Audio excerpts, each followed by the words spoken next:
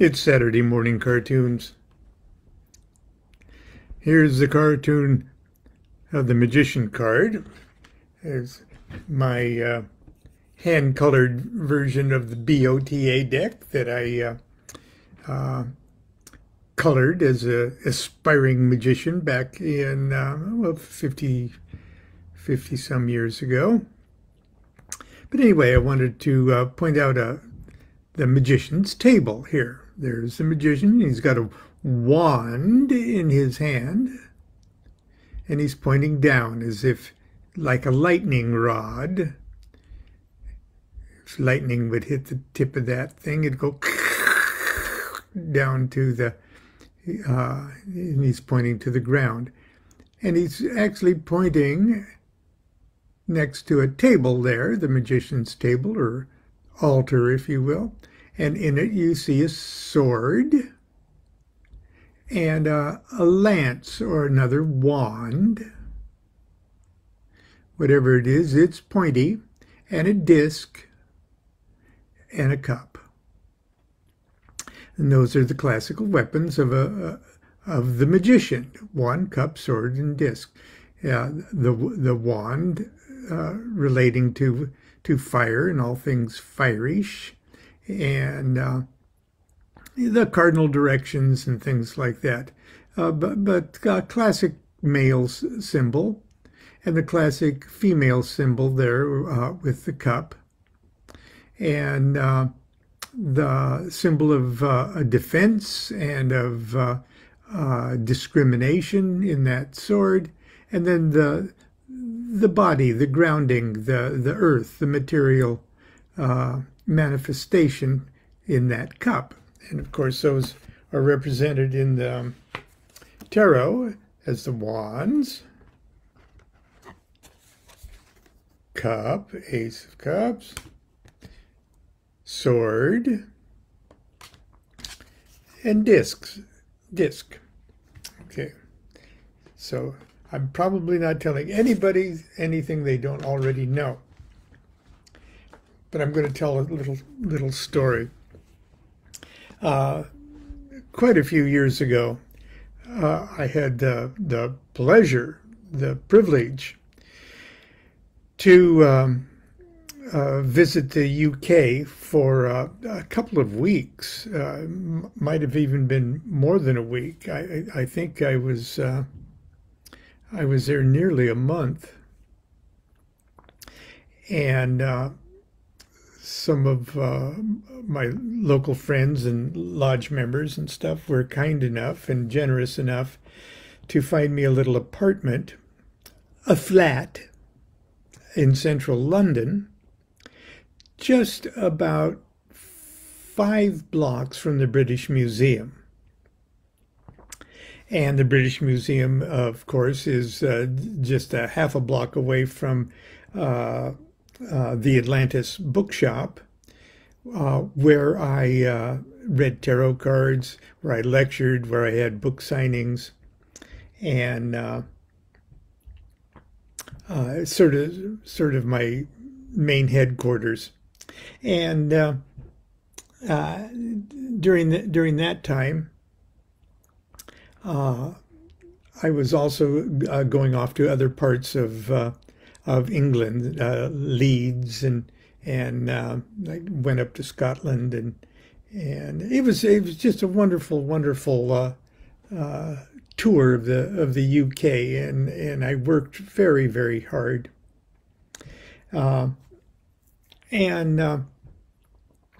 For the last few days of my visit, just as I was getting ready to fly home, I was the guest of John Randall, the late John Randall. He wasn't late at the time, and his wife Maria, who I keep saying Maria hand sewed this tree of life, and on a little bag. This has been my tarot bag ever since. Anyway, there was and I went out into the woods with John and Maria and their pagan friends, and I did ceremonies. It's just, I mean, it was just out of a fantasy. Okay, it was a wonderful, wonderful visit, and I had done a lecture on Enochian magic in a place called the Old Operating Theater. Herb Garrett and Operating Theatre, right there in central London, in the shadow of London Bridge, actually. And it was an amphitheater of an old hospital. It's a landmark. Okay, somebody rented it for the evening for my lecture, but it was wonderful. It was pretty grim. Okay, you had to walk way up winding stairs that were literally cut into, seemed like uncut into stone, and to get to this wonderful open area in the attic of this hospital. And the attic was dry and warm, all the time. So it was a perfect place to be an herb garret. And so they had reconstructed it, I guess, or they preserved it. And there were herbs hanging from the ancient wooden eaves. And you walk up into it, you can smell every kind of herb in the world. It's just amazing. And then off to one side is a door. Now that door had been sealed up for well over 150 years. No one knew, no one even guessed there was anything behind this wall. But somewhere along the lines, I think in the 1970s, somebody started, some architect started to pace off the interior areas and where walls were and everything else. And they said, hey, this doesn't add up. I think there's a huge something behind that door or behind that wall. So they knocked that wall out and they discovered that it was a very large, spacious, operating amphitheater. 7, 8 tiers in a semicircle around a stage, the center stage, and it still had a wooden dissection table, and it still had a blood bucket. There wasn't any blood in it. A blood bucket next to it, and sawdust all around it. It was the hospital's teaching amphitheater. And they said, my God, this is a historic thing. And they had it way up in that part because of when they actually operated on it, on a living person, they screamed so loud, because there was no anesthetic in those days. They screamed so loud that they had to put this way, way up and away from the rest of the hospital. It's so gothic. It's so grim. It's so Dickens-esque. And this is where I lectured. I put my Enochian boards up on the operating table, and the attendees sat there like the doctors. Okay, it's unbelievable. But anyway, and this is about the time I was staying with John and Maria. And it was around Halloween. And John and his together with other London area pagan groups, had rented London Bridge, or the subterranean interior of London Bridge, which was awesomely dark but it was really big, and they rented that out too. You could just rent out anything in those days. But anyway, it was big enough for a very large pagan event. It had to be 100 people or more, and in various chambers of this, and it had to be lit, and there was drinking, and it was pagany, and it was very fun. It was just very fun. And I was sitting in one of these chambers with John and Maria, and other people were gathered around, and we were drinking and laughing and stuff. And then all of a sudden, John sits up and sort of clears his throat, and he goes, "Wand, Athame. Athame, wand. Discuss."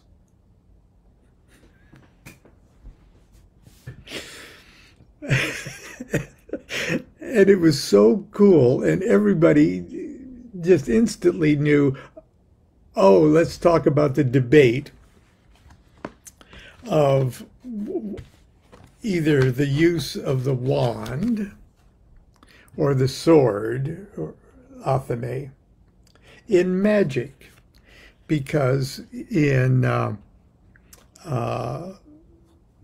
snooty ceremonial magic, the wand is the fire male symbol, and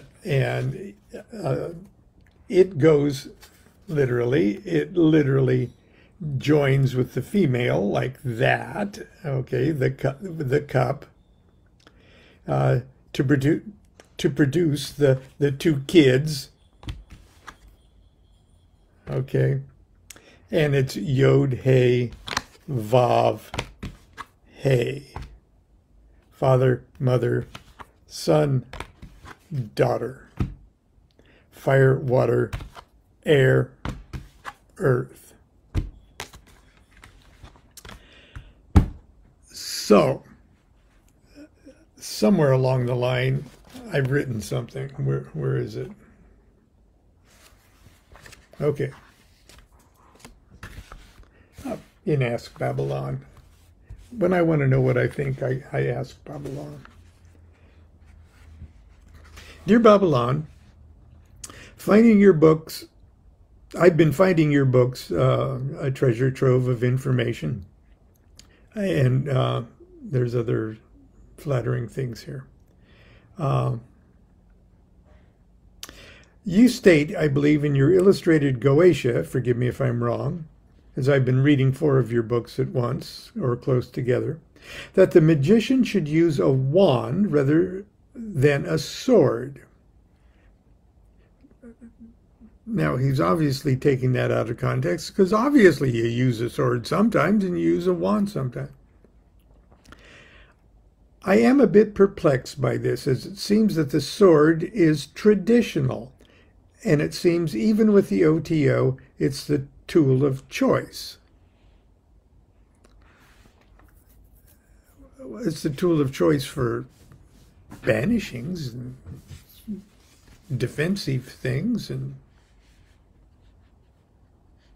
things like it. Yeah, so he's overstating or misstating that, actually. Could you please elaborate on why you suggest the wand over the sword? You state that the sword is useful for intimidation, but I really believe there was more to it than that. Also, it would seem if the sword was indeed useful for intimidation, then using your methods, the swords would be the preference. I come to this conclusion based on the seemingly hostile manner in which you deal with goetic demons. As an example, threats, my way or I'll kill you mentally. Again, he's overstating things, but I can't help that. I do that. Anyway, and the lack of equal consideration except upon your own terms. And I think I've been trying to explain that attitude in the last couple of days. I hope you can clarify this. Even after additional study, I'm still quite perplexed. And I'm about to embark upon my very first Goetic working using a structured format. So I'm definitely interested in making it as effective as possible. Would really appreciate any insight you can provide. And I also wanted to personally thank you for your hard work. Okay. And that's, thank you. Nice, flattering things. Name withheld. Hi, name withheld. Please don't be too perplexed. In fact, don't be perplexed at all. When perplexed, use your instincts. And in this case, your instincts are very good. I conjure with the wand. It is my will. It is the weapon of my chai, the part of my soul that is my ultimate self. Identical, or at least a miniature version of the Supreme Consciousness. It's the highest weapon I pull off the shelf, representing the highest me I am. And that's what I want to do. That's what I want to show the beasties first. But you're right, Solomonic magic is a formula of intimidation, and wherever I need to reconjure the disobedient spirit, I do indeed use the sword. I even use the sword to dangle the burning box over the flame in the triangle when things get ugly. That's just how I'm comfortable doing things. It's like, look here, Mr. Demon. It's my true divine self, Wand, who conjures you into the triangle, not my mind, Sword, which is 90% of the time wanders all over the place, not my heart, Cup, that 90% of the time blinds my common sense, not my body, Discs, that fucks with me most of the time, but the real me. If you feel comfortable using the sword to represent the real you for the initial conjuration, please do so with impunity and with full confidence. For you, it's the equivalent of me using the wand. Please always keep in mind that your magical wand is your magic, and that the rationale for how things should be done is ultimately yours. If your operation succeeds, it'll be because it is truly your will that it succeeds. If it blows up in your face, it will be because of a temporary flaw in your will, and not because you used your weapons differently than Babylon does. Good luck, and give him hell. Okay, that's what I say in Ask Babylon. What did I tell John and the fellow revelers in London Bridge? I said it this way, that fundamentally a pointy thing and an opening go together. And I said, this is the sign of my grade.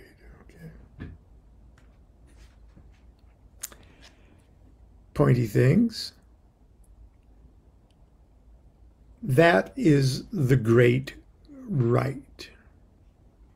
The union of the pointy thing accommodated and accepted by the receptive thing.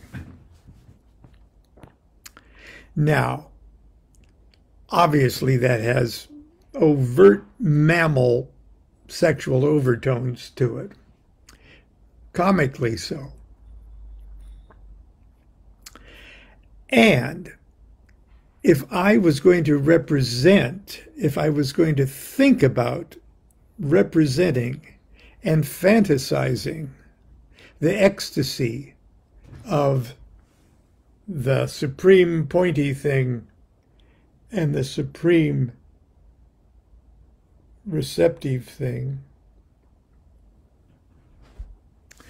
would I be viscerally stimulated and informed down to the core of my mammal being if I saw a shiny, cold, sharp, pointy thing going into a warm, moist, fragrant, accommodating opening? Or would I be more affected by the thought of a nice, very firm, oiled, warm, smooth, pointy thing?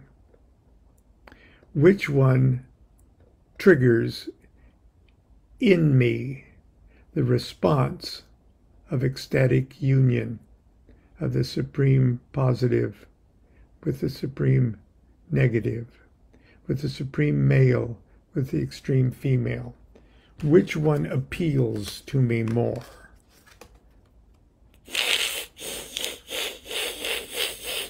Or, oh,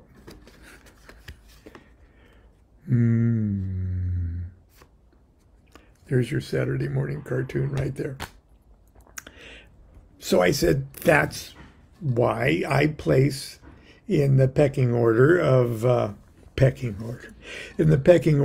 my four magical weapons. That's why I place the wand first in the male position, cup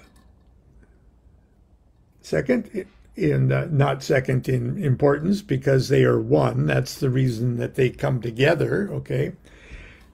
In the second position, hay. And the sword is the wand. It has its place, okay, as I discussed with in that letter. And then the discs being the body itself. Anyway, that was my story in the caverns of London Bridge with the delightful and much missed John Randall and the Halloween pagans of London. That's my story today. That's my Saturday morning cartoon. And tomorrow for Sunday school, I tried to talk constants today because when we were in Oregon, we saw multiple times what can only be described as UFOs. I mean, we just didn't think about them. Okay. We didn't get on any. We weren't abducted, not to our knowledge. But I wanted her to share the story because I forget things. It was such a common occurrence that we didn't think much of it. You know, we stopped writing home about it. Anyway, perhaps tomorrow for Sunday school we'll have a little discussion of the DuQuette's experiences and theories of unidentified flying objects. And if not, we'll do something else for Sunday school.